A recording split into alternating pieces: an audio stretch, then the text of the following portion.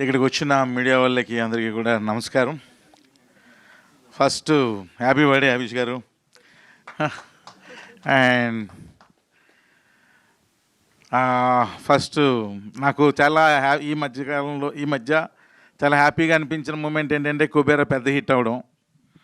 So మళ్ళీ theatres కొంచెం కళ్ళకల్లగా కనిపిస్తున్నాయి. అలాగే నెక్స్ట్ రాబోయే కన్నప్ప కూడా అంతే పెద్ద హిట్ అవ్వాలి. దాని తర్వాత 10-15 సినిమాలు అలాగే హిట్ అయితే మరలా థియేటర్స్ ఒక చాలా కలర్ఫుల్గా ఉంటాయి.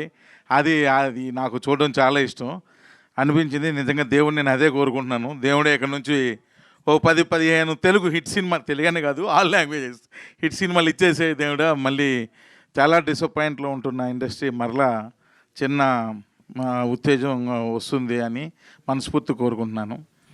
అండ్ ఇప్పుడు ఇంకా నేను రెడీ సినిమాకి వస్తే, ఎప్పటి నుంచో అభిష్ గారు వాళ్ళ నాన్నగారు నాకు బాగా పరిచయం.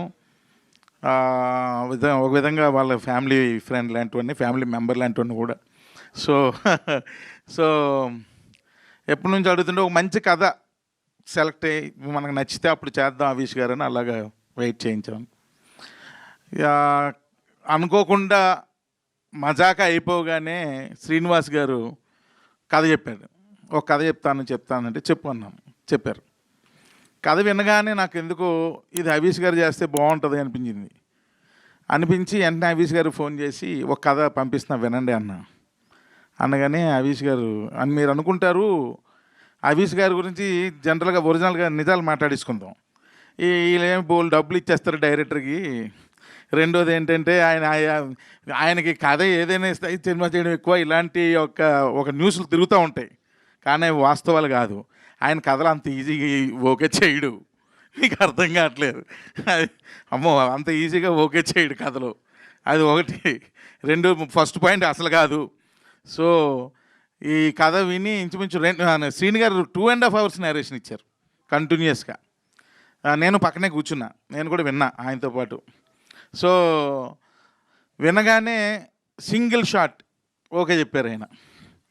ఓకే చెప్పి త్రినాథ్ గారు నాకు బాగా నచ్చింది, బాగా ఎంజాయ్ చేశాను, ఈ సినిమా చేద్దామని.